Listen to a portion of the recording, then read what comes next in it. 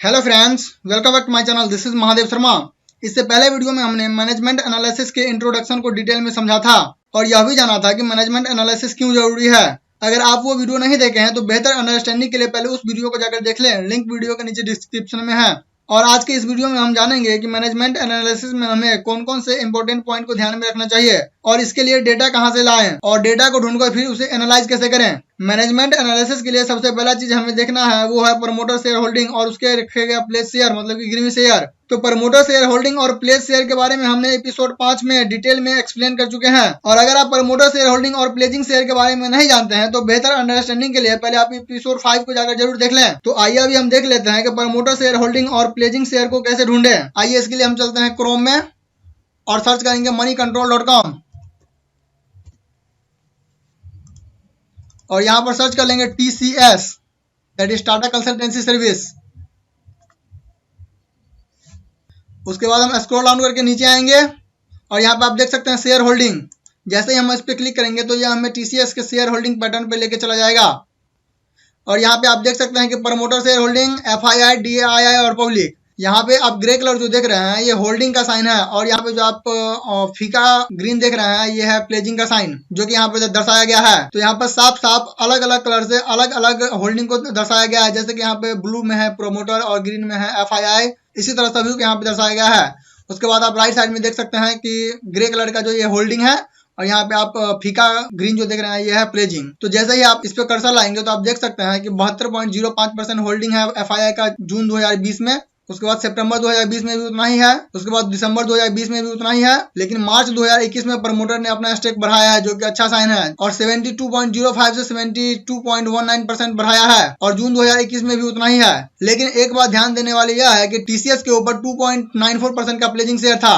सितंबर 2020 में भी उतना ही था और दिसंबर 2020 में भी उतना ही था। लेकिन मार्च 2021 में आके इसने प्लेजिंग शेयर को बहुत ही ज्यादा डिक्रीज कर दिया है 2.94% से सीधे 0.74%। तो यहाँ पे आपको समझना होगा कि इन्होंने अपना प्रमोटर शेयर होल्डिंग को बढ़ाया है, ये अच्छा साइन है। लेकिन TCS के प्रमोटर ने अपना शेयर को प्लेज रखा है मतलब गिरवी रखा है, ये बुरा साइन तो है। लेकिन इन्होंने अपने गिरवी रखे हुए शेयर को बहुत ही तेजी से रिड्यूस किया है, ये एक अच्छा साइन है।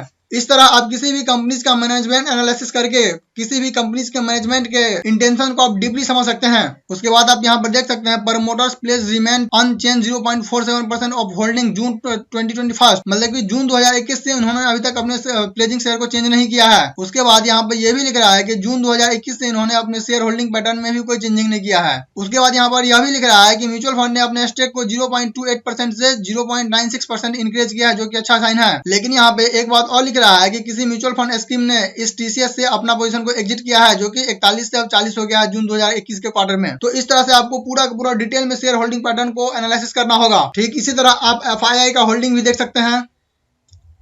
जैसा कि आप यहाँ पे आप देख सकते हैं कि जून 2020 में इनका होल्डिंग था 15.85 जो कि सितंबर 2020 में हो गया 16%। लेकिन उसके बाद फिर से दिसंबर 2020 में इन्होंने अपना स्टेक को 15.88 कर लिया। उसके बाद आप यहाँ पे देख सकते हैं कि इन्होंने अपने स्टेक को कंटिन्यूअसली रिड्यूस करते जा रहे हैं। उसके बाद आप DII के भी पैटर्न को भी देख सकते हैं और साथ ही साथ आप पब्लिक के भी पैटर्न को आप देख सकते हैं। लेकिन अगर आप चाहते हैं कि इस शेयर होल्डिंग पैटर्न को और भी ज्यादा एक्सप्लेनेशन करके एनालिसिस करें तो इसके लिए आपको चलना होगा BSEindia.com पे।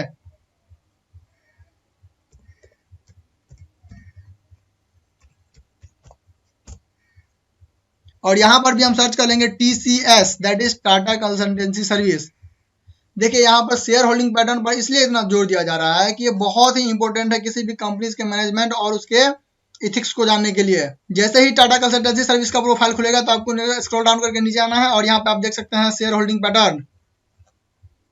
तो यहाँ पे आप देख सकते हैं कि ग्रुप ए में इन्होंने प्रमोटर को रखा है, ग्रुप बी में पब्लिक को और ग्रुप सी में अंडरलाइन शेयर को रखा है। और यहाँ पे आप देख सकते हैं कि इस प्रमोटर के ग्रुप में जो है 5 प्रमोटर इसमें शामिल है। जैसा कि आप यहाँ पे देख सकते हैं प्रमोटर एंड प्रमोटर ग्रुप, इसका मतलब यह है कि प्रमोटर कोई पर्टिकुलर इंडिविजुअल नहीं है बल्कि बहुत सारे कंपनीज मिलकर इसमें इन्वेस्ट किया हुआ है। कंपनीज का नंबर है 5 और जैसा कि आप यहाँ पर देख सकते हैं कि इस 5 कंपनीज ने मिलकर 267 करोड़ 2,04,298 शेयर बाई किया हुआ है, जिसे आप परसेंट में कैलकुलेट करते हैं तो टोटल 72.19% आता है।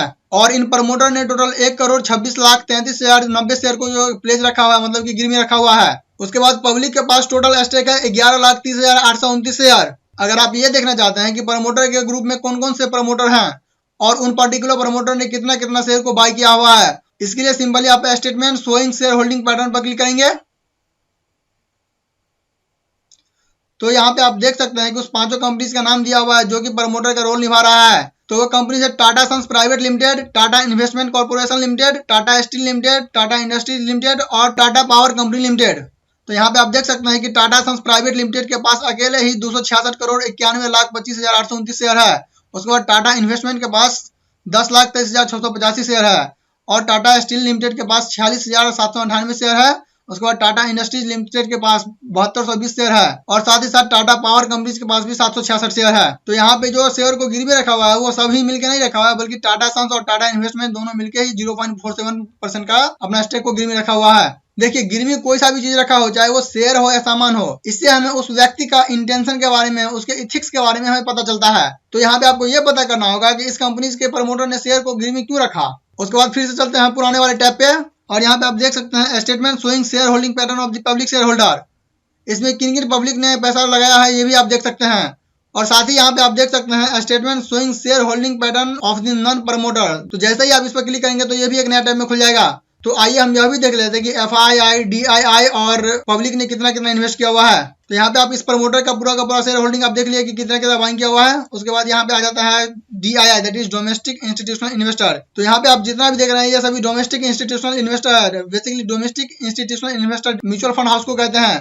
तो यहाँ पे आप देख सकते हैं कि टोटल 40 म्यूचुअल फंड ने इसमें इन्वेस्ट किया है और उसका कितना कितना स्टेक है ये सभी आप डिटेल में पढ़ सकते हैं। उसके बाद आप यहाँ पे देख सकते हैं अल्टरनेटिव इन्वेस्टमेंट ने 36 और फॉरेन पोर्टफोलियो इन्वेस्टर्स है 1449। साथ ही यहाँ पे फाइनेंशियल इंस्टीट्यूशनल भी 27 है। उसके बाद 35 इंश्योरेंस कंपनीज भी है। तो आपको इसी तरह से पूरा का पूरा शेयर होल्डिंग पैटर्न को एनालिसिस करना होगा, तभी जाकर आपको किसी भी कंपनीज के मैनेजमेंट के इंटेंशन के बारे में पता चलेगा कि वो करना क्या चाहता है। तो इन्हीं सभी नंबर्स को देखकर आपको प्रमोटर के माइंडसेट को रीड करना होगा कि क्या प्रमोटर के माइंड में अपने शेयर होल्डर के प्रति ऑनेस्टी है या नहीं। लेकिन जब बात मैनेजमेंट के ऑनेस्टी और इथिक्स की आती है तो आप उसे बिल्कुल भी नजरअंदाज नहीं कर सकते हैं, क्योंकि जो लोग ऑनेस्ट नहीं होते हैं और इथिक्स को फॉलो नहीं करते हैं, याद रखना कि वो कभी भी कंपनी और शेयर होल्डर के बारे में नहीं सोच सकते हैं। लेकिन एक बात ध्यान देने वाली यह है कि बैंकिंग सेक्टर के कंपनी मतलब कि बैंक्स में प्रमोटर शेयर होल्डिंग केवल 20 से 25% ही होता है। तो ऐसे में अगर आप बैंकिंग सेक्टर के शेयर होल्डिंग पैटर्न को देखेंगे तो आपको क्लियर पिक्चर नहीं मिल पाएगा। तो इसके लिए आपको बैंकिंग कंपनीज का NPA, that is non performing assets को भी देखना होगा। NPA हमें यह बताता है कि वैसा पैसा जो लोन के रूप में पब्लिक के पास गया तो, लेकिन वह पैसा EMI के रूप में बैंक के पास वापस नहीं आ पाया।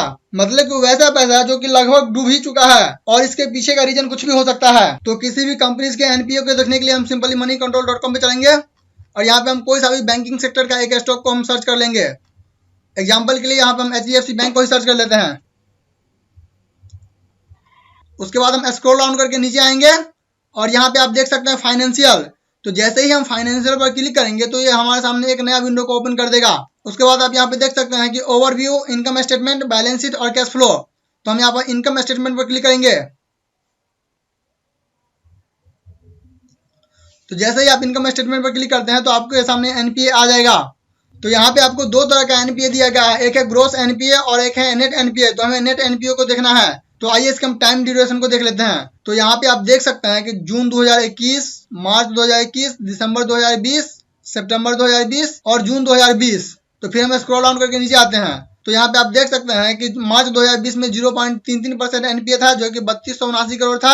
उसके 3 महीने के बाद 1756 करोड़ हो गया, फिर उसके 3 महीने के बाद 1015 करोड़ हुआ। लेकिन मार्च 2020 में ये बढ़कर 4554 करोड़ हो गया। उसके बाद जून 2021 में बढ़कर 5485 करोड़ हो गया। तो यहाँ पे आप देख सकते हैं कि HDFC बैंक का NPA दिन पे दिन बढ़ता ही जा रहा है। ये किसी कंपनी के लिए अच्छा साइन नहीं है। तो आपको इस तरह की कंपनी से बचकर रहना होगा। एक अच्छे और आइडियल कंपनी के लिए चाहिए क्या कि या तो कि उसके ऊपर NPA हो ही ना और या तो कि बहुत कम हो, लेकिन अगर हो भी हो तो धीरे धीरे वो डिक्रीज होता हो, ना कि इंक्रीज। इसके बाद फिर से हम स्क्रॉल करके ऊपर जाएंगे और यहाँ पे हम बैलेंस शीट पर क्लिक करेंगे और उसके बाद फिर से स्क्रॉल डाउन करके हम नीचे आएंगे। तो यहाँ पे एक आप नया टर्म देख रहे हैं, कंटिंजेंट लायबिलिटी। तो आइए पहले हम कंटिंजेंट लायबिलिटीज को समझ लेते हैं। तो कंटिंजेंट लायबिलिटीज का मतलब होता है संभावित दायित्व। अगर इसे हम और भी सिंपल शब्दों में कहें तो वैसा पैसा जो कि कंपनीज को भविष्य में पे करना पड़ सकता है। लेकिन आपके मन में एक सवाल जरूर आया होगा कि कंपनीज को क्यों पे करना पड़ सकता है। तो आइए हम इसे एक एग्जांपल से समझते हैं। मान लेते हैं कि आपने HP का एक लैपटॉप खरीदा और इस लैपटॉप पर कंपनीज ने आपको 1 साल की पूरी गारंटी दी है, जिसमें अगर 1 साल तक वह लैपटॉप या उसका कोई पार्ट्स खराब हो गया तो कंपनी उस पार्ट्स या पूरे लैपटॉप को बदल कर देगी और उसके बदले में आपसे कोई चार्ज भी नहीं लिया जाएगा। अब इस स्थिति में एचपी कंपनीज के लिए लैपटॉप या उसके पार्ट्स की कीमत कंटिजेंट लायबिलिटीज बन जाएगी और कंपनीज ने जो भी आपको लैपटॉप या पार्ट्स दिया उसका खर्च सीधे कंपनीज के ऊपर आ जाएगा, जिस वजह से कंपनीज को वह खर्च जेब से देना पड़ जाएगा। इसीलिए इस खर्च को कंटिजेंट लायबिलिटीज कहा गया है और यह लायबिलिटीज जितना कम होगा उतना ही अच्छा रहेगा। तो आज के इस वीडियो में हम यही रुकेंगे। अगर वीडियो वाकई आपको पसंद आया हो और आपको हेल्पफुल लगा हो तो वीडियो को लाइक करें और अगले एपिसोड में हम कंपनीज के मैनेजमेंट से जुड़े मुख्य व्यक्तियों के डेटा जैसे कि CEO that is chief executive officer, CFO that is chief financial officer, COO that is chief operating officer etcetera, इन सभी का डेटा कलेक्ट करके उसे एनालाइज करना सीखेंगे। इसलिए आप मेरे चैनल MKS फाइनेंस को सब्सक्राइब करके बेल आइकन दबा दें ताकि आगे आने वाले हर एक वीडियो का नोटिफिकेशन आपको समय पर मिल सके। वीडियो में अंत तक बने रहने के लिए धन्यवाद।